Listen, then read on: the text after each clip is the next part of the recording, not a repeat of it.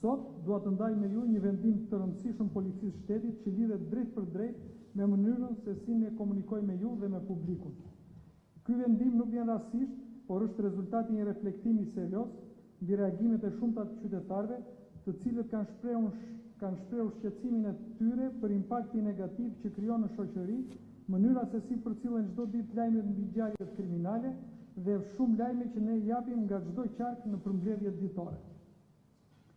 I kam pritur dhe dëgjuar këto shqetësime me shumë seriozitet dhe përgjegjësi.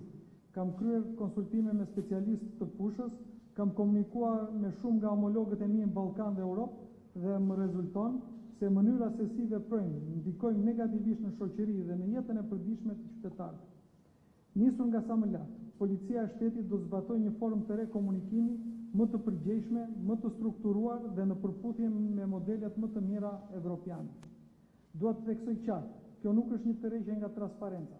Përkundrazi, është një hap përpara drejt një transparence më cilësore dhe më profesionale, sepse ne besojmë se qytetarët nuk kanë nevojë për më shumë informacion, por për informacion të saktë, të verifikuar dhe të përgjegjshëm.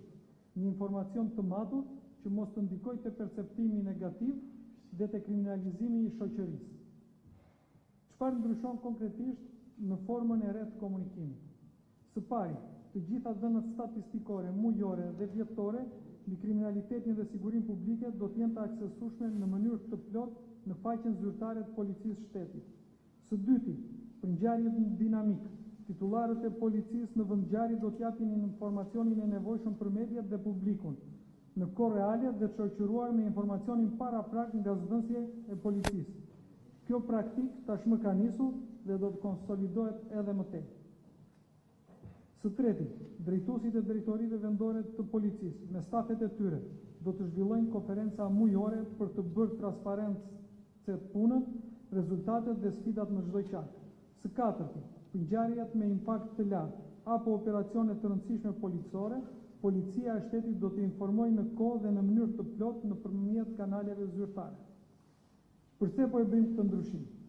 Mbi ngarkesa me lajme kriminale, shpesh të dhëna në mënyrë të fragmentuar apo të nxituar, krijon një ndjenjë pasigurie që jo gjithmonë pasqyron realitetin. Informacioni pa konfirmuar dëmton jo vetëm hetimet, por edhe besimin e qytetarëve dhe të institucionet. Policia e shtetit nuk është vetëm kronik krimi, por ajo është çdo ditë në terren për parandalimin, për bashkëpunimin me komunitetin, për takimet me këshillat e sigurisë, si dhe për edukimin dhe ndërgjegjësimin e qytetarëve. Këto janë vlera që duhet komunikohen po aq fort sa dhe lufta kundër krimit. Të nderuar përfaqësues të medias, të nderuar qytetarë, kjo konferencë nuk duhet parë thjesht si një komunikim periodik me median, por si një pjesë e një standardi të ri institucional ku informimi publik do të jetë më i plotë, më i drejt për drejt dhe më pranë shqetësimeve reale të qytetarëve. Ne jemi të vetëdijshëm se sfidat përballë rendit dhe sigurisë janë të shumta, por po aq i vendosur është dhe angazhimi ynë për të përballuar ato me seriozitet dhe profesionalizëm. Qëllimi im është i qartë, të ndërtojmë një komunikim që informon, por nuk alarmon, që është transparent dhe i përgjegjshëm, që forcon besimin dhe jo pasigurinë. Qëllimi ynë nuk është thjesht të informoj më shumë, por të informoj më drejt.